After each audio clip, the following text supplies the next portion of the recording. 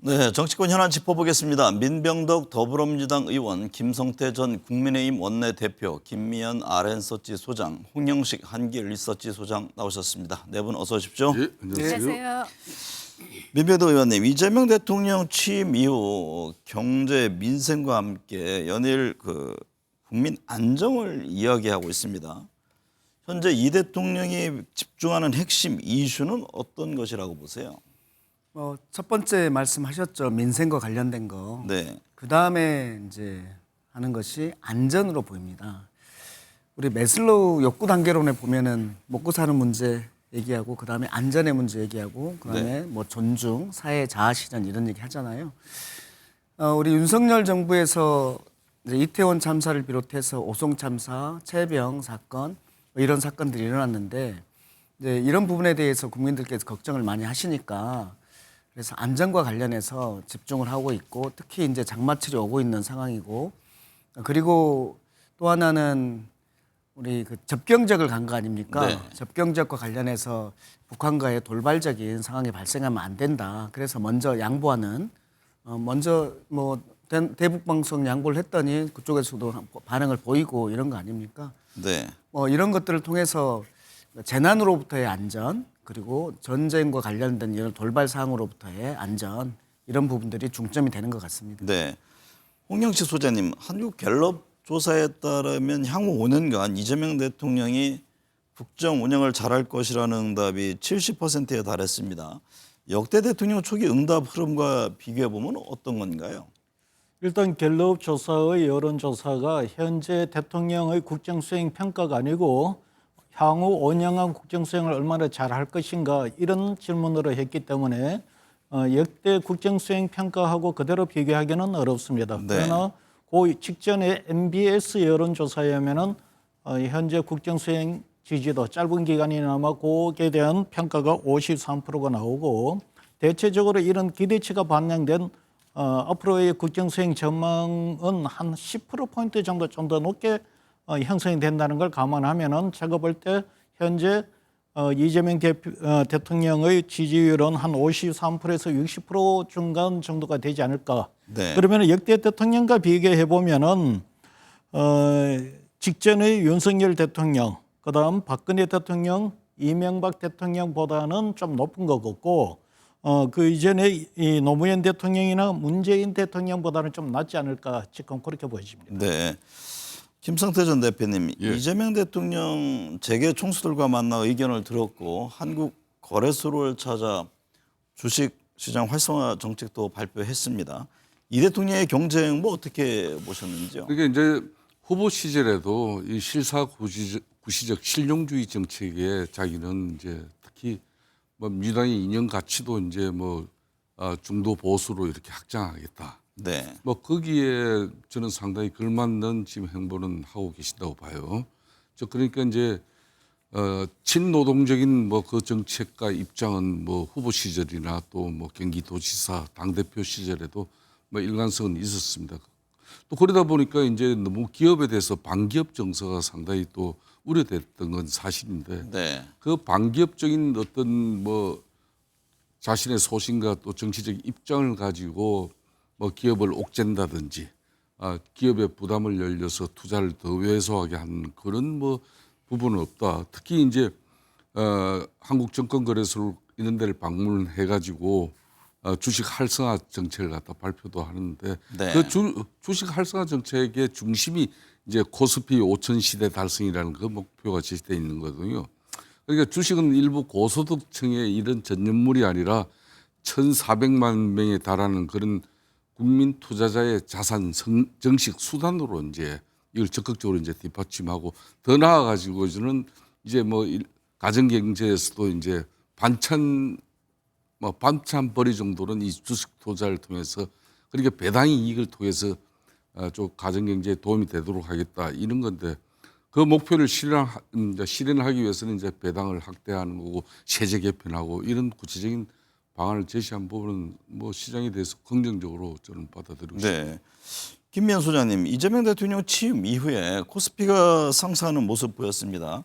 코스피가 3년 5개월 만에 2,900선을 돌파하기도 했는데요. 이 대통령 취임 이후의 행보에 대해서 국민들은 어떤 시선으로 바라볼까요? 저는 매우 긍정적으로 바라볼 것 같습니다. 왜냐하면은 이제 이재명 대통령의 주 지지층은 40대, 50대 그리고 화이트 칼라, 소위 말하면 우리나라 중상층이거든요. 그러니까 그런 분들이 생각할 때 우리 김성태 전 의원님이 이야기해 주신 것처럼 한국 거래소를 방문해서 본인이 이제 강력하게 이야기를 했죠. 이제 주식 시장에서 교란 행위를 벌이는 사람에 대해서는 엄정하게 처벌을 하고 이런 여러 가지 얘기를 들어보면은 본인의 공약이었던 5,000피 달성 가능해 보인다고 많은 사람들이 생각을 할 것 같고요. 그런 관점에서 봤을 때 본인들의 지지층들을 점점 더 두텁게 하고 그리고 중상층을 좀 더 넓게 하게 하려는 그런 정치적인 전략도 있기 때문에 저는 향후 대통령의 국정 지지율에는 상당히 긍정적으로 보여질 거로 보여지고요. 아까 한 가지만 더 첨부하자면 이 갤럽 조사에서 보면 이제 이재명 대통령이 향후 잘할 것이냐고 물어본 기대감에 대해서 70%가 잘할 거라고 응답한 반면에 3년 전에 윤석열 대통령은 한 60%가 잘할 거라고 응답을 했거든요.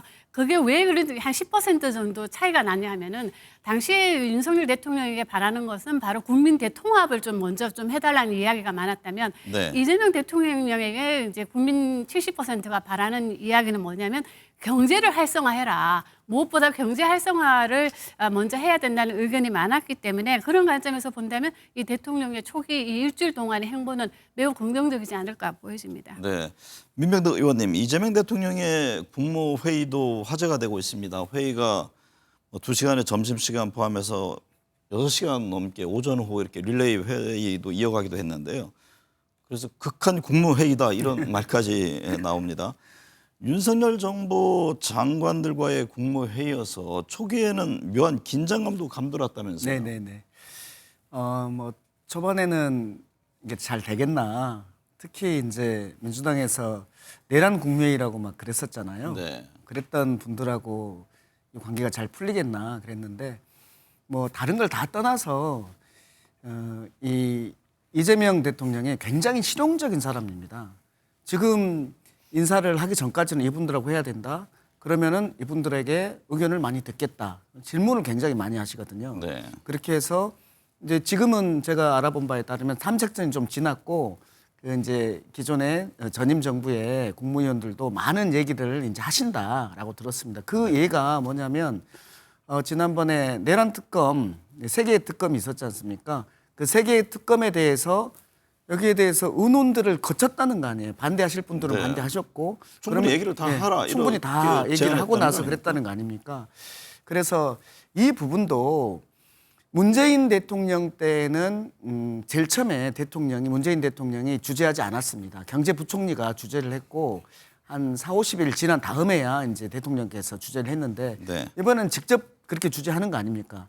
이재명 대통령이 느끼는 지금 경제 상황과 외교 상황, 국방 상황에 그런 그 좀 간절함과 책임감이 있다라고 보이고 또 실용적인 그런 측면들이 보인다고 보이고 이제부터는 좀 탐색전 끝나고 조금 더 원활하게 전문 분야를 가지고 논의들을 더 잘할 수 있지 않을까 그런 생각이 듭니다. 이 대통령 캐나다에서 열리는 주요 7개국 정상회의에 참석하기 위해서 내일 출국합니다. 취임 채 2주도 안 돼서 정상 외교에 데뷔하는데요. 역대 대통령과 비교해보면 이른 셈입니다. 계엄과 탄핵 사태로 우리나라의 정상회담은 6개월 넘게 한 번도 이루어지지 못했다고 하던데 한국이 정상회됐다는 걸 국제사회에 알린다는 점, 이 부분에 대한 의미를 부여하는 분들도 있습니다. 네, 그 부분에 대해서 누구나 지금 G7에 계시는 그런 대통령들 분들도 그렇게 느끼지 않겠습니까? 네. 지금 윤석열 대통령이 계속해서 가치외교, 특히 자유와 민주주의 가치외교를 주장하면서 외교를 했는데 이런 상황이 벌어졌어요. 6개월 동안 공백의 상황, 탄핵이 되는 상황이 발생했는데 과연 어떤 사람이 민주주의를 회복해서 왔을까에 대해서 굉장히 궁금해할 것 같고 네. 이 부분과 관련해서 조금 걱정스러운 것은 너무 이르다는 측면들이 있는 겁니다. 네. 다른 분들은 60일, 70일 이때에서 이제 외교 무대에 데뷔를 했는데 특히나 또 지금 참모들이 부족한 상태 아닙니까? 이 상황에서도 지금 G7과 또 이제 나토와 관련해서는 지금 고민 중이긴 하시지만 이런 굵직굵직한 국제 무대에 나가겠다고 하는 것은 그간의 공백과 관련해서 좀 빨리 메꿔야 된다는 측면도 있을 거고요. 또 하나는 민주주의 회복력, 대한민국의 민주한국 이런 모습들을 좀 보여주고 싶은 그런 것도 있을 것이라고 봅니다. 김성태 전 대표님, 이번 G7 정상회의에서 한미 정상 간 만남에 대한 얘기들이 나오잖아요. 근데 설령 이번에는 만난다고 해도 심도 있는 대화는 어렵고 상견례에 그치지 않겠느냐 이런 얘기들이 나오는데 지난번 한미 정상 간 통화에서 뭐 골프를 치자 이런 정식 초청을 받은 상황이죠. 그렇습니다. 지금 트럼프 대통령께서 이제 이재명 대통령 취임 3일 만에 네. 전화 통화가 이루어져서 그 통화에서 이제 트럼프 대통령 미국을 방문해달라. 그 방문하면 또 나랑 골프도 치자 이제 이렇게 된 거죠. 상당히 뭐 미국 대통령이 또 대한민국 대통령 골프를 초청했다는 것은 그건 상당히 뭐 트럼프 입장에서는 상당한 의미를 부여한 거죠. 네. 그러니까 일본 같은 경우도 트럼프 대통령하고 과거에 이제 지난번 트럼프 대통령 시절에 좀 관계를 돈독하게 만들기 위해서 많은 고심을 하고 또 공을 많이 들였죠. 네. 거기에 대한 이제 트럼프 대통령의 하답은 쉽게 말하면 자기 골프장에 트럼프 골프장에 아베 총리 초청해가지고 라운딩한 거죠. 네. 그렇고 그 결과는 이제 그 이후에 트럼프 아베 관계가 상당히 친밀해졌어요. 네. 저는 그런 측면에서 이재명 대통령께서도 이번에 G7에서는 옵저버 형식으로 참석은 합니다만은 그래도 한미 정상 간의 짧은 회담은 있을 것이고 또 다자간 또 외교도 이루어지는 거 아니겠습니까? 여기에서 이제 대한민국의 불확실성이 제거된 그런 측면에서의 뭐 대한민국의 민주주의 회복에 대해서 또 자신감도 내 보이는 것도 괜찮아요. 네. 그리고 이제 뭐 또 국익 중심의 어떤 실용 외교를 또 이제 강조할 것인데 그런 부분도 지금 상당히 중요한 대목이니까 특히 국제 정세가 지금 대단히 좋지 않지 않습니까? 네. 이스라엘 이란전까지 지금 확대 뭐 기로에 있고 러시아와 우즈베키스탄 이 동북아의 지금 안보 질서가 대단히 지금 중요한 상황이죠. 전통적인 한미일 이 동맹에 대한 공고함을 또 이번 G7 옵저버 참여지만은 뭐 그런 측면에서 상당한 의지를 또 보이시고 오는 것도 대한민국 국민들에게 상당히 안정된 그런 대통령의 이미지를 만들 수 있을 것 같아요. 또 정상에 골프를 치면 어느 분이 이길까요? 그는 분명히 제가 지난번에도 얘기했지 트럼프 대통령이 이깁니다. 트럼프는 자기 그 트럼프 골프장에서 트럼프 챔피언십하고 뭐 이런 여러 가지 대회가 있는데 거기서 총 15번 본인이 직접 우승을 했어요. 김 의원님, 제 견해는 다릅니다. 제가 이재명 대통령의 골프 실력을 좀 알거든요. 아 그래요? 하기야 나이 차이가 이제 그럴 수도 있네. 처음 몇 톨 실력을 보여주시고 네. 결국에는 저 주시지 않을까 싶습니다. 아니 뭐또 홍현수 씨. 이재명 대통령도 좀 연습 좀 해가지고 가야 돼요. 제가 잘 압니다. 저는 개인적으로 실력을. 퍼팅을 매우 잘하실 것 같아요. 네네. 집중력도 집중력이 굉장히 좋으시고. 좋으십니다. 홍영수 소장님, G7에 이어 이달 말 네덜란드에서 열리는 나토 정상회의에도 참석할 것으로 보이는데요. 방금 이제 김 전 대표께서 말씀하셨듯이 중동전이라든가 국제정세가 만만치 않은데 이럴 때 정상 외교의 역할 더욱더 중요하지 않겠습니까? 아마 국민들이 이재명 대통령 출범 이후에 제일 관심을 갖고 지켜보는 것이 바로 이 부분이 아닐까 싶습니다. 뭐 안 그래도 지금 국제 관계가 복잡한데 취임한 지 며칠이 안 되어서 이스라엘하고 이란 전쟁까지 지금 소식이 전해지고 있습니다. 그러다 보니까 사실 민주당은 과거에 우리 동북아 지역만 중심으로 놓고 본다면은 경중안미라고 해서 경제는 중국, 안보는 미국 이런 어떤 그 틀에서 국제 관계를 관리를 해왔는데 그러나 지금 그런 틀을 유지하기가 쉽지 않다는 게 현실적인 상황입니다. 그래서 네. 지난 대선 때 그리고 토론회 때 유심히 보면은 이재명 후보 시절인데 그때 이 문제가 나오게 되면은 즉답을 하는 것이 아니라 국익이 우선으로 되게끔 이렇게 문제를 풀어가겠다 이렇게 이야기를 했습니다. 그러나 이제 후보 때는 그렇게 했지만은 이제는 대통령이 되어서 G7 업적으로도 가는 상황이는 해도 이런 그 외교 무대에 되고 이 한국과 일본, 한미일 이 관계를 어떻게 외교 안보 관계를 설정하고 그리고 중국 문제를 어떻게 관계를 설정할 것인지 안보와 이 경제가 따로 가지 않는 신질서에서의 이재명 대표의 대통령, 네. 포지셔닝이 제일 중요할 것 같습니다. 네. 김면 소장님, 이재명 대통령은 취임 이후 주요국 정상과의 통화를 보면 미국, 일본, 중국 등의 순이었습니다. 중국에 앞선 이시바 시게루 일본 총리와의 통화 어떤 정치적 메시지가 담겨 있다고 보세요? 저는 다분히 어떤 정치적 메시지가 좀 담겨 있다고 생각이 드는데요. 네. 왜냐하면은 이제 윤석열 전 정부를 비판할 때 이제 이재명 대통령은 그 탈중국에 대해서 상당히 비판을 했었거든요. 그런 관점에서 봤을 때 많은 보수층에서는 두 번째는 아마도 중국하고 통화를 하지 않을까 하는 이런 의견도 많았었는데 그거를 보란 듯이 일본하고 통화를 함으로써 보수층에 있는 한미일 동조를 일본과의 관계를 또 과거사 문제를 가지고 다시 돌아가는 거 아니냐 하는 이런 우려를 저는 이게 불식시키는 그런 효과도 있었기 때문에 중국보다 일본하고 통화한 거는 보수층을 겨냥한 그런 메시지가 아닌가 그런 관점에서 본다면 매우 좀 잘했다 보여집니다. 네. 민병대 의원님, 이 대통령은 취임 직후 대북 문제, 남북 문제에도 변화를 주고 있습니다. 북한의 오물풍선 도발로 시작된 대북 확성기 방송을 우리가 선제적으로 중단했고 북한도 이에 응답해서 지금 대남 방송을 중단했습니다. 이재명 정부에서의 남북 관계는 어떻게 보세요? 녹록진 않을 겁니다. 왜 그러냐면 김정은 위원장이 적대적 두 국가 이렇게 선언을 했잖아요. 이 상황에서 바로 급변하지는 않을 겁니다. 네. 그럼에도 불구하고 이재명 정부가 들어서서 제일 처음에 대북 방송을 중단해보자라고 했는데 거기에 대해서 화답을 준 거 아닙니까? 네.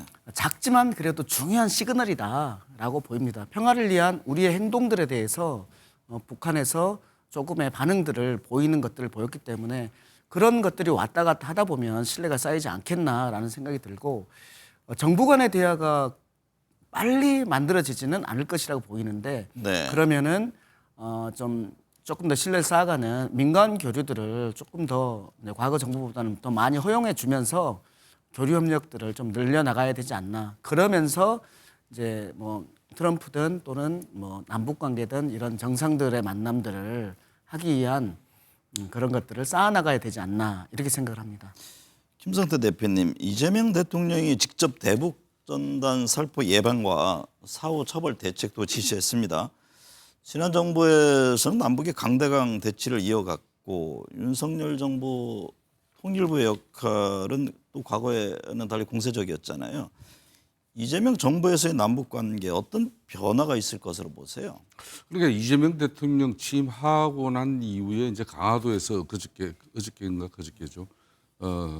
또 이제 대북 전단 살포를 했죠. 네. 그러니까 이제 이재명 대통령이 직접 나서서 이제 대북 전단 살포와 관련해서 이거는 예방도 해야 될 문제지만은 또 사후 처벌 대책까지도 확실하게 마련해라. 그래서 이제 내일 지금 통일부 주체로 관련 부처 이제 협의를 해요. 그러면 이제 이 관련 부처 협의를 통해 가지고 이제 대북 전단 살포를 진행한 그런 민간 단체와 개인에 대한 관련 법령 위반에 따라서 앞으로 엄중 조치하겠다는 그런 입장을 명확하게 한 것이죠. 저는 그런 측면에서 이재명 대통령이 그동안 이제 남북 관계가 경색되고 상당히 또 일촉즉발의 그 위기 상황까지도 이야기될 수 있는 그런 상당히 악화된 남북 관계인 거는 지금 틀림없어요. 네. 그렇다고 해가지고 남북 관계 경색을 위해서 북한의 좀 태도에 상당한 변화가 없는 가운데 우리만 빗장을 다 풀어가지고 지난번 이제 남북 간에 그렇게 개성공단 활성화를 위해서 우리가 투자한 그 개성공단 연락사무소를 폭발을 해버리면서 두 번 다시는 상종하지 않을 그런 국가로 우리나라를 갖다 폐마한 그런 적도 있지 않습니까? 네. 그러니까 엄청난 이 국민의 헬스에 비용이 들어서 남북 관계 개선을 하고자 했던 그간의 노력이 있음에도 불구하고 북한 당국의 자의적인 판단에 의해서 남북 관계는 경색될 수도 있고 또 완화될 수도 있고 네. 이런 부분은 윤석열 정부에서도 그런 거는 좀 고쳐 나가겠다 이런 건데 그래서 향후 이제 남북 관계를 근본적으로 긴장을 이제 좀 드러내고 완화시키는 그 부분에 대해서는 국민들도 다 동의를 할 거예요. 그런 측면에서 이제 뭐 전임 정부의 남북 관계 정책이라든지 또 대응 방안에 대해서 뭐 이렇게 충분하게 검토가 이루어진 과정 속에서 국민적 어떤 사회적 합의 속에서 남북 관계의 평화를 더 진척시키는 게 저는 바람직하다고 보고 있습니다. 네. 홍영식 소장님, 새 정부 들어 첫 고위직 낙마 사례가 있었습니다. 차명 부동산과 대출 의혹이 불거진 오광수 민정수석이 임명 닷새 만에 자리에서 물러났습니다. 오 민정수석의 사퇴에 따른 여론 흐름은 어떻습니까? 당장 뭐 이 한 건으로 이재명 대통령의 지지율이 하락하고 이러지는 않을 겁니다. 그러나 우리 보통 정치권에서 이야기하기를 진보는 분열로 망하고 보수는 부패로 망한다고 합니다. 대체적으로 진보 진영이 도덕성을 내세우기 때문에 이런 일의 부정 또는 비리, 부패와 관련된 혐의가 자꾸 이슈화되면은 상대적으로 보수에서 발생했을 때보다도 그 영향이 더 클 수밖에 없습니다. 그래서 뭐 이렇게 한 건 정도는 모르겠습니다만은 이후에 이런 문제가 여러 건이 이어진다면은 보수 진영의 새 정부보다도 더 큰 영향을 받을 거로 보여집니다. 네. 김성태 전 대표님, 국민의힘은 김민석 국무총리 후보자에 대한 공세도 이어가고 있습니다. 결국 돈 문제인데요. 김 후보자는 표적 사정 성격이라면서 대출을 받아서 전액 상환했다고 밝혔습니다. 김 후보자를 둘러싼 논란은 어떻게 보고 계세요? 그러니까 김민석 총리 후보자에 대해서 이제 야당인 국민의힘 입장에서 무조건적이고 맹목적인 정치 공세를 통해서 이렇게 총리 낙마를 갖다 시도하려고 한다면은 그거는 큰 문제겠죠. 또 더군다나 새 정부 새 대통령 또 출범과 함께 이제 일정 부분 허니문 기간도 필요한데 그렇지만은 이제 이 총리 같은 경우는 거의 가장 수준 높은 도덕성과 그래서 전에도 이제 과거 2조 시대도 이 국무총리는 재상이지 않습니까? 네. 그래서 상당히 그 국민들의 신망과 등망이 높은 사람이 일단 돼야 되거든요. 저는 그런 측면에서 이제 김민석 지금 총리 내정자 같은 경우는 2002년도, 2007년도, 2008년도 다 계속돼서 이 정치 자금 문제가 악화돼 가지고 결론은 두 번은 처벌도 받고 또 그로 인해 가지고 본인도 여러 가지 정치적으로 또 18년 동안 이 낭인 생활도 했지 않았습니까? 네. 뭐 그렇지만은 이제 요 원래 문제 제기되는 것은 이제 국회의원 다시 18년 만에 복귀하고 그러니까 5년 동안에 불과 5억 정도밖에 수입이 국회에서 세수 수입이 없었는데 이제 이 채무를 갖다 해소한 부분은 또 6억까지 되고 거기에 또 자제분 이제 저 미국의 코넬 대학교 유학 비용이라든지 뭐 이런 것까지 하면은 엄청난 또 개인적으로 좀 재정이 많이 투입됐을 건데 그런 부분에 대해서 이제 국민적 의혹이나 이런 사람이 총리가 될 수 없다는 그런 뭐 우려가 되면 안 되는 것이니까 네. 이제 뭐 본인이 아마 오늘 오후 정도에 좀 인사청문회 앞두고 의혹을 전면 해소할 수 있는 그런 입장을 SNS에다 담겠다고 했으니까 네. 그 해명을 좀 기다려 봐야죠. 민병도 의원님, 김민석 후보자는 인사청문회를 앞두고 방금 말씀하셨듯이 의혹 해소에 뭐 자신감을 내비쳤습니다. 온 국민이 이해할 수 있도록 관련 글을 올리겠다고 했는데요. 김 후보자 등 인사를 둘러싼 논란 민주당은 어떻게 보고 있습니까? 일단 기본적으로 두 가지 부분으로 나뉘는 거 아닙니까? 과거 정치 자금으로 인해서 이제 처벌 받은 거 두 차례에 걸쳐서 그 부분하고 지금의 재산 문제, 재산이 수입은 없어 보이는데 어떻게 이렇게 채무를 많이 줄일 수 있었나 이 부분이기 때문에 두 가지로 좀 나눠서 과거의 정치자금법 위반과 관련해서는 정치하면서 생긴 문제고 처벌을 받은 거거든요. 네. 그런 부분에 대해서는 뭐 적절한 해명이 있겠습니다만은 이미 끝난 문제 아닌가라는 생각이 들고 다만 지금의 수입에 비춰봤을 때 어떻게 이런 그 채무를 갚을 수 있었나와 관련된 부분과 관련해서는 혹시 부패가 있는가에 대한 문제이기 때문에 이 부분에 대해서는 해명이 좀 필요할 것이라고 보이고 여기에 대해서는 그 후보자 본인으로서도 충분히 자신감을 내보이고 있기 때문에 저는 그 해명을 들어보고 우리가 판단해야 되지 않을까라는 네. 생각이 듭니다. 김미연 소장님, 이재명 대통령이 언론과 뭐 대통령실 직원, 정치인 등 방면에 걸쳐서 소통을 적극적으로 하고 있습니다. 피로 직원 병문안에 강훈식 비서실장을 보내서 회복에만 집중하라 이런 말을 하고, 김문수 전 장관 전에 이제 경쟁 후보였죠. 형님상에도 강훈실 실장을 보내 위로의 뜻을 전했습니다. 또 의석수 한석의 군수 야당까지 우상호 정무수석이 살뜰히 챙기고 있는데요. 이 같은 소통 행보 여론에는 어떤 영향을 미칠까요? 아마도 이번 정권은 지난 정권에서 많은 거를 반면교사한 것 같아요.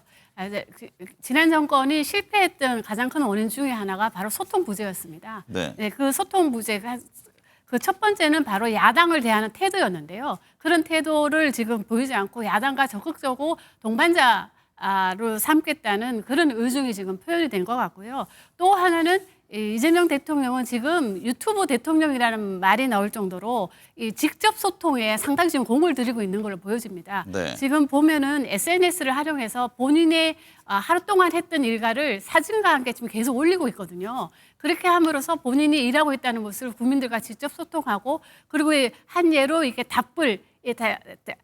닭불당을 또 보고 거기에서 또 좋은 아이디어가 있으면 얻어서 정책에 활용하는 그런 모습도 보여주고 있기 때문에 저는 이렇게 국민과 적극 소통하는 모습은 뭐 제가 계속 좋은 얘기만 하는 것 같습니다만은 아주 긍정적인 여론에 아주 긍정적인 영향을 줄 거로 보여주고 있습니다.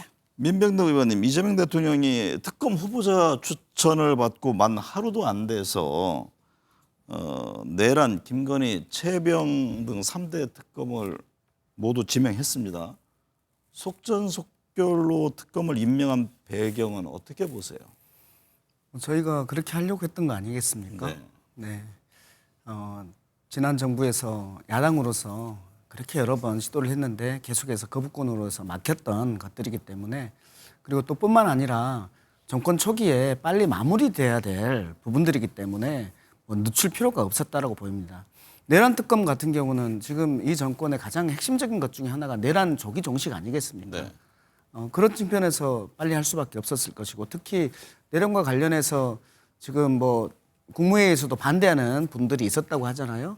뭐 이미 재판하고 있지 않냐라는 근거였다고 하는데, 실제로 국무위원들에 대한 수사는 거의 아직 없었다라고 보이고, 대통령실에 대한 거, 국정원에 대한 거, 또 혹시 외환 유치 부분이 있었나에 대한 부분들도 아직 없었기 때문에 이 부분들에 대해서는 조기에 할 필요가 있다라는 것이고, 김건희 특검은 우리 윤석열 정부가 들어서기 전부터 의혹이 있었던 것이 내내 의혹이 있었던 부분 아니겠습니까? 네. 거기에다가 마지막에 정점 찍은 게 명태균 의원 공천 개입까지 문제가 됐었기 때문에 이것도 빠른 시일 내에 마무리를 지어야 될 부분으로 보인다라는 것이고, 최해병 사건은 얼마나 안타까운 젊은 해병의 죽음이었습니까? 네. 이 부분에 대해서 윤석열 정부에서 그냥 털고 넘어갔었으면 하는 생각이었는데, 이걸 끝까지 막으면서 문제가 됐던 거 아니겠습니까? 네. 그리고 특히 이제 군대에 아이를 보낸 부모들 입장에서는 최해병 사건은 그냥 넘어갈 수 있는 사건은 아니거든요.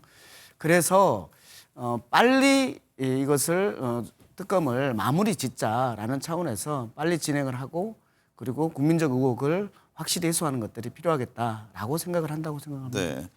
김성태 전 대표님, 국민의힘은 3대 특검 임명에 대해서 정치 보복이라면서 강하게 반발했습니다. 특검이 정치적으로 편향돼 있다면서 특검의 공정성에 의문을 제기하고 있는데요.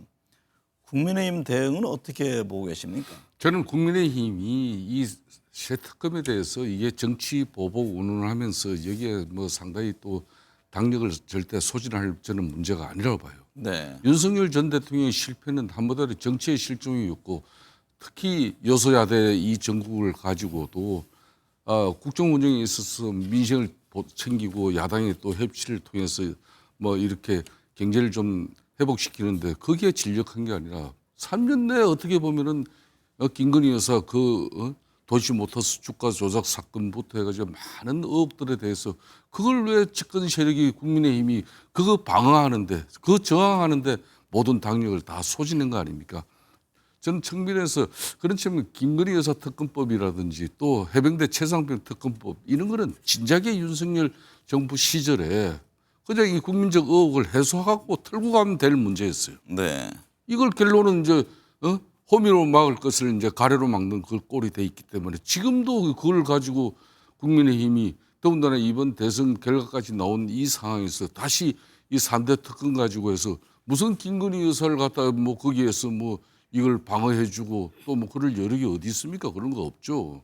네. 그렇기 때문에 다만 내란 지금 현재 특검 같은 경우는 이건 여차 잘못하면은 이 가행 수사가 이루어지고 또 정치 보복으로 국민의힘 특히 많은 의원들을 갖다 연루시켜 버리면은 이걸로 가지고 정당 해산 그런 위헌 심판까지도 갈 수 있다는 엄포가 벌써 있고 우리 내에서도 그런 우려가 팽배해 있거든요. 네. 저는 그런 측면에서 이 3대 특검은 국민의 입장에서 뭐 이거는 뭐 정치적으로 문제를 꼭 볼 게 아니라 국민의 의혹 해소 차원에서 민주당 입장에서도 이 특검은 신속하게 한부만 도려내는 그런 특검으로서의 임무를 완수할 수 있도록 그렇게 좀 정치색은 좀 배제하는 게 좋을 것 같다 이런 생각. 김면 소장님, 줄곧 소환 조사를 거부해 온 김건희 여사가 언제 수사에 임할지도 관심입니다. 뭐 특검에는 나가겠다 뭐 이런 얘기도 들리던데요. 김건희 여사 수사를 둘러싼 민심은 어떤가요? 이제까지 나온 여론조사 결과를 보면요. 김건희 여사에 대한 특검에 대해서 찬성한다는 의견이 63% 정도로 나오고 있습니다. 국민 네. 10명 중 6명은 찬성하고요. 특히 이게 전통적인 지지층이라고 할 수 있는 PK에서도 가반 이상은 김건희 여사의 특검은 필요하다고 응답을 하고 있거든요. 그런 관점에서 본다면 김건희 여사를 둘러싼 의혹은 저는 특검을 통해서 해결이 되어야만이 어느 정도 의혹의 해소가 되어야만이 그것이 국민의힘에도 저는 도움이 된다고 생각합니다. 네. 홍 수사님, 윤석열 전 대통령은 거듭되는 경찰의 소환 요구를 무시한 채 반바지 차림으로 서초동 아크로비스타 일대를 거니는 게 목격이 됐습니다. 사람들의 시선을 아랑곳하지 않는 것 아니냐 이런 얘기가 나오는데 어떤 의도가 있을까요? 일단 전직 대통령으로서 명백한 정치적 행위를 하고 있다. 저는 이렇게 봅니다. 네. 그러면 왜 그런 의도로 행동을 할까? 그 의도를 짚어보면 첫 번째는 현재 국민의힘 내에서 보면은 개혁과 당권 이런 것을 놓고서 새로운 어떤 그 양상이 벌어질 때 본인에게 좀 더 유리한 정치적 상황을 만들기 위해서 자신에게 우호적인 정치적 세력을 지원하려고 하는 그런 의도가 있는 것 같아 보이고 두 번째 의도는 현재 본인과 관련해서 진행되고 있는 사고적 재판을 정치적 재판으로 프레임을 바꾸기 위한 하나의 어떤 그런 의도를 갖고 본인의 노출을 더 많이 하지 않나 이래 보여집니다. 네.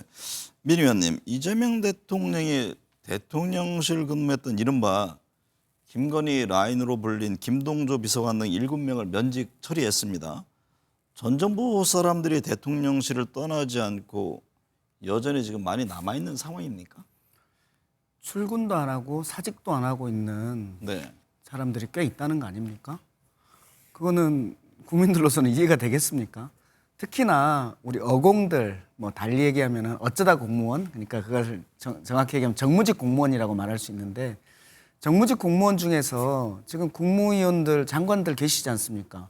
그분들 같은 경우는 새로운 그 조직의 수장이 오기 전까지 네. 역할들을 뭐 공무원으로서 충실히 해 주시는 게 맞기 때문에 지금 하고 계시는 거는 맞다. 그리고 뭐 잘하고 계신다. 이렇게 생각을 하는데 대통령실에 특히 김건희 라인의 비서실의 분들이 지금 그대로 있는 것은 좀 용납이 안 되는 부분 같습니다. 그럼에도 불구하고 출근도 안 하고 사직도 안 한다는 것은 좀 말이 안 되는 것 같습니다. 김성태 전 대표님, 이런 거는 참 보기 드문 일인데요. 윤석열 정부 이른바 어공 중에 말씀하셨듯이 출근을 하지 않은 채 사표도 내지 않는다?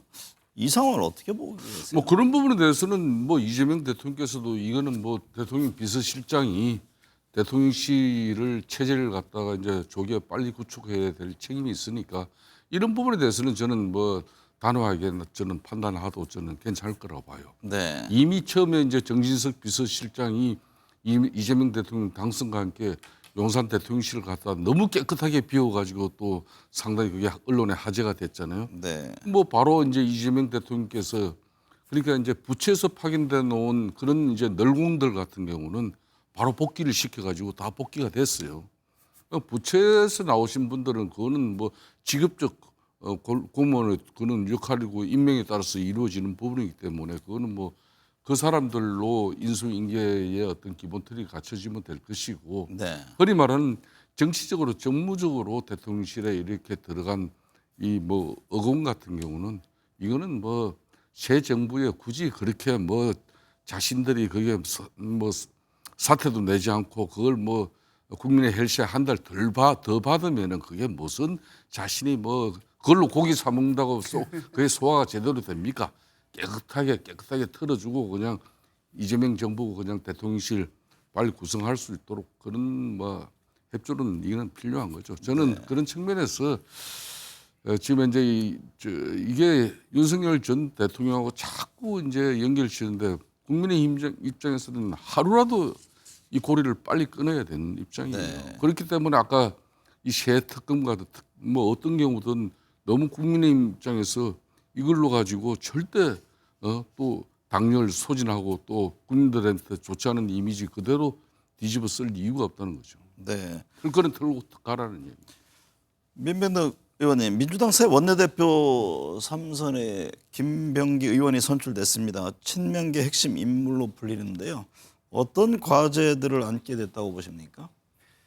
네, 기본적으로 이재명 정부가 가지고 있는 과제에 대한 국회의 임무 아니겠습니까? 네. 이재명 정부가 가지는 게 내란을 조기에 종식하고 그리고 경제를 회복하는 그런 거 아니겠어요? 네. 그래서 내란을 종식하는 문제 그리고 경제를 회복하는 문제 관련해서 그것을 뒷받침할 수 있는 입법적 조치, 제도적인 그것들이 무엇이 있을까?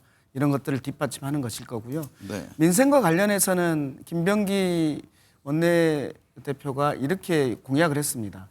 당청 대통령실 모두가 이 함께 모이는 을지로 위원회를 만들겠다라고 할 정도로 어려운 사람들, 어려운 민생에 대해서는 챙기는 그러한 그 기구를 만들겠다 할 정도로 그리고 또 하나는 또 우리의 내부 단결을 위해서 이번에 전에 없었던 소통수석이라는 걸 만들었습니다. 네. 뭐 운영수석, 정책수석 거기에 플러스 돼가지고 소통수석이라는 걸 만들어서 이 소통을 더 많이 하겠다 이렇게 하고 있어서요. 3가지 정도로 그렇게 네. 정리가 된다 보입니다.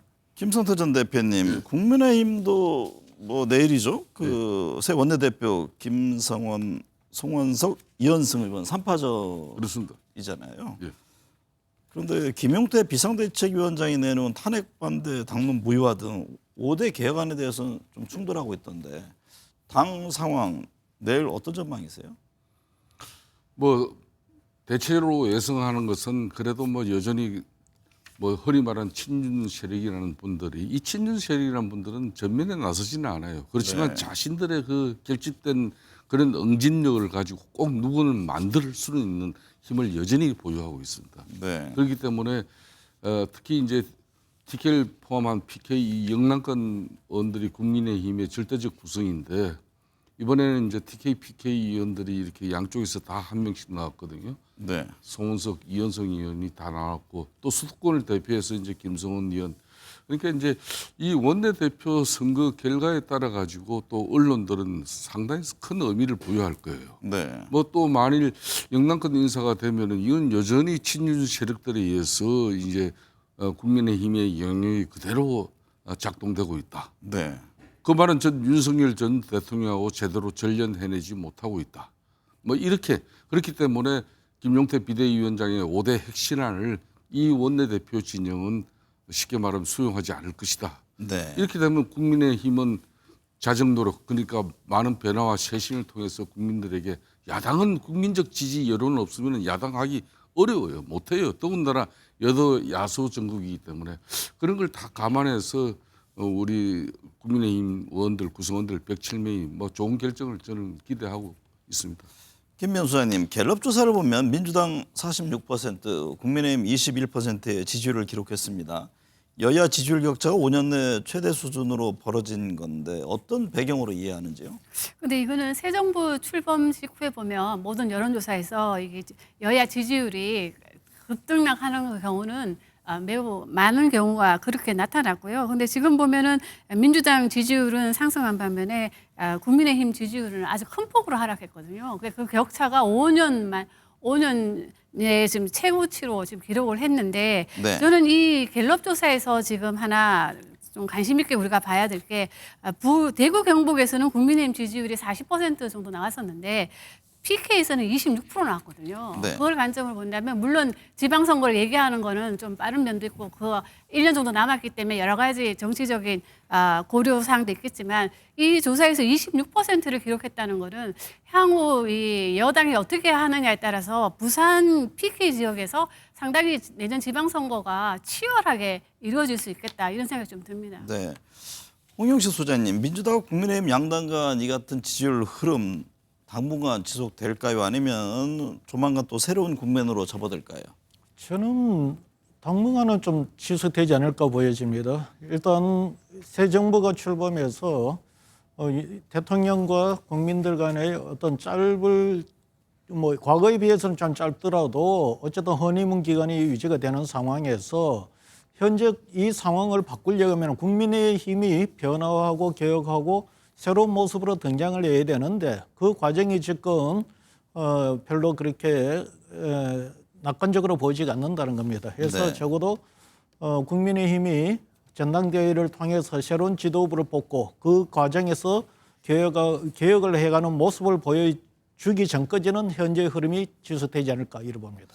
민병도 의원님, 민주당 당대표 선거도 앞두고 있잖아요. 정청래 의원, 박찬대 의원 2파전 얘기가 나오는데 어떻게 전망들을 합니까? 지금 오늘 직전에 정청래 의원은 출마 출마 선언을 했죠. 했습니다. 그리고 또 열심히 벌써 다니고 계십니다. 지난 대통령 선거 때도 호남을 열심히 호남 지역 다니셨고 열심히 뛰었죠. 또 지금도 당선 인사를 한다면 열심히 다니고 있기 때문에 이걸 누가 보더라도 대표 선거 준비하는 것으로 보이는데 그런데 이제 박찬대 지금 의원님 같은 경우는 아직 그 구체적인 표명을 안 하고 있습니다. 뭐 어제 제가 좀 만나봤는데 고민이 많으시더라고요. 네. 예, 뭐 인천시장에 대한 그런 고민도 있고 그렇지만 또 지금 이제 이재명 정부 그 1년이 매우 중요한데 여기에 대해서 본인이 가장 잘 맞출 수 있지 않을까라는 측면도 있고 그래서 제가 보기에는 박찬대 의원이 고민은 많이 하시겠지만 네. 그래서 희생적 결단으로 나오지 않을까라는 그런 느낌들을 받았습니다. 네. 만약에 나오지 않는다면 혼자 정청래 의원 혼자 출마하는 그런 일은 없을 겁니다. 또 네. 다른 사람들이 분명히 나올 그런 분위기고요. 어쨌든 박찬대, 정청래 이렇게 두 의원이 대표를 가지고 붙게 된다면 누구도 장담하기 어려운 네. 그런 상황이지 않을까 이렇게 봅니다. 김성태 전 대표님, 국민의힘은 향후 당대표 선거에서 뭐 한동훈 전 대표 재등판론 얘기가 나옵니다. 김문수 전 장관 이전 후보자였던 출마론 얘기도 나오는데요. 어떻게들 보고 있습니까? 김용태 지금 현재 비대위원장의 이 5대 핵심안을 갖다 앞으로 내일 선출되는 원내대표와 함께 저는 8월 말이든 9월 초 이 조기 전대를 통해서 좀 당이 그 기간 동안 엄청난 자정놀이 있어줘야 돼요. 네. 윤석열 전 대통령하고의 명확한 전련 그리고 윤석열 전 대통령의 측근으로서 작년 4월 공천 다 망친 그 장본인들 그리고 측근 술 친구 하면서 이 호가 호의 세력들이 시키다 하면 당을 갖다 본질적으로 집권당으로서의 역할을 제대로 하지 못하는 그런 엄청난 잘못을 저지른 그런 행위들에 대해서 깊은 자성, 반성, 성찰로 책임을 물어야 되는 부분입니다. 네. 지금 국민의힘이 좀 전에 우리 김 소장님도 말씀했습니다만 아마 한 5년 만에 최저치임 지지율이 떨어진 건데 이거는 곧 해체하지 않으면 안 될 그런 절차적인 위기예요. 그러면 누군가는 책임을 지금 현재 국민들이 지워주기를 바라는데 책임지지 않는 세력들이 버리면 이재명 당시 민주당 후보 또 대통령만 공격하면 그게 다 아니에요. 그건 아니거든요. 그러니까 저는 더 큰 자정 노력 이후에 전당대회에서 한동훈이든 김문수를 판단해야 되는 것이지 네. 당의 자정 노력 없이 그냥 자기 당권에만 또 함몰되어 버리면은 국민의힘은 그렇게 해서 전당대회 당권 만들면 뭐합니까? 네. 국민들 외면하는 그런 야당, 그 의미가 없는 거죠. 저는 그러니까 지금은 뼈를 깎는 살을 도려내는 그런 자성과 성찰입니다. 이 틈새를 과연 노릴까요? 김면 수장님, 홍준표 전 대구시장이 홀가분하게 들어가겠다면서 규격을 암시하는 글을 올렸습니다. 뭐 빨간색 모자와 점퍼에 파란색 티셔츠를 입고 있는 사진과 함께 업로드했는데 일각에서는 이준석 개혁신당 의원과 손을 잡을 것이다 이런 얘기도 흘러나옵니다. 여론은 어떻게 반응할까요? 요즘은 홍준표 전 대구시장이 색깔 정치를 하는 것 같아요. 네. 빨간색과 파란색을 적절하게 섞어가면서 상당히 여론을 좀 떠보는 것 같은데요. 저는 근데 이 두 분은 이 지지층이 20대 남성층의 상당히 높은 지지를 받고 있지만 그렇기 때문에 또 한편으로는 학상력도 매우 부족하고요. 네. 그렇기 때문에 이 두 분이 손을 잡을 거라고 저는 왜냐하면 학상력이 없기 때문에 손을 잡아봐도 그 효과는 크게 나지 않기 때문에 이 두 분이 손을 잡을 거라고요. 저는 그렇게 생각하지 않고 여론도 그렇게 호의적일 것 같지는 않습니다. 홍영식 소장님 어떻게 보세요? 대구 경북 민심 흐름도 중요하잖아요. 과연 어떻게 지형이 펼쳐질지요?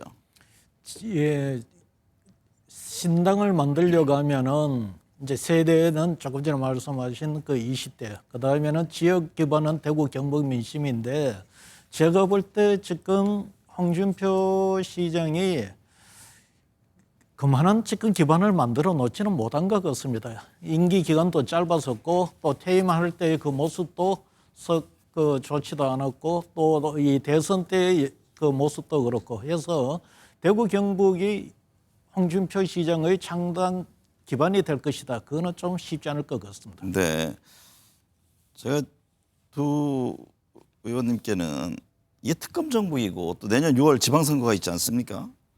정치권의 합종 연행, 정기 개편 가능성은 어떻게 보십니까? 그러니까 지금 현재 이 민주당 입장에서 이재명 대통령 취임하고 난 뒤에 어떻게 보면 본인의 사법 리스크를 갖다 극복할 수 있는 그런 재판 중지법이다, 뭐 대법관 정원법이다, 이거는 상당히 좀 보류해놓고 이 새 특검법에 집중한 이유가 있는 거예요. 네, 이 새 특검법을 다 들여다보면은 2년 11개월의 윤석열 정부의 모든 걸 여기서 다 조망해낼 수가 있습니다. 네. 그럼 여기에는 다 집권 세력들이 누군가는 다 책임을 져야 될 문제가 발생해요. 그러면 이게 이렇게 올 연말까지 내년 초까지 이으면 바로 내년 6월 지방선거가 됩니다.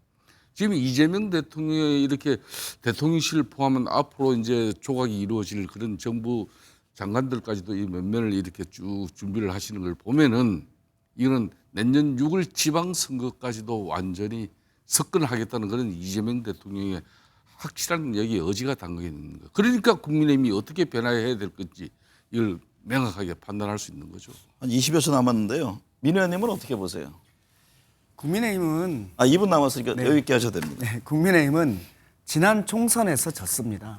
지난 네. 총선은 여당인 상태에서 진 거거든요. 여당인 상태에서 그렇게 엄청난 패배를 한 것은 그냥 역사상 없었을 그런 사안일 것입니다. 네, 그러면은 윤석열 대통령과 국민의힘당이 지난 총선 패배 이후에 국정 기조를 바꿨어야 되거든요. 국민들은 국정 기조를 바꾸라고 그렇게 심판을 한 건데 그것을 끝내 바꾸지 않고 고집을 부린 거 아닙니까? 그러면서 내내 했던 것이 이재명 악마화를 한 거예요. 여당이. 네.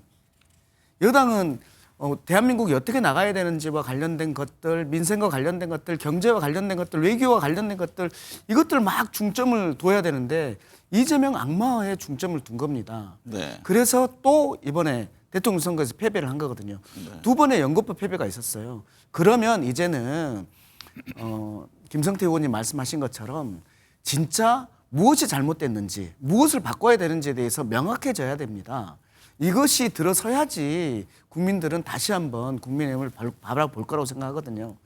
저희 당 입장에서도 국민의힘이 제대로 쓰기를 바랍니다. 보수가 제대로 서야지 진보도 같이 수레바퀴 양쪽으로 우리의 이 복잡하고 이런 그 대한민국 호를 그 위에 얹어가지고 갈 거 아닙니까? 그래서 저는 다른 거 다 떠나가지고 지금도 뭐 이재명에 대한 사법 리스크 그걸 얘기할 것이 아니고 정치복복 얘기할 것이 아니고 우리가 무엇을 바꿔야 되는지 어떻게 바꿔야 되는지에 대한 것들을 명확히 먼저 해주셨으면 좋겠다라는 것이 기본적인 생각입니다. 민주당 쪽으로 오고자 하는 의원들은 없습니까? 뭐 저한테는 구체적으로 지금 잡히고는 있지 알겠습니다. 않습니다. 네, 오늘 네 분 말씀 감사합니다. 네.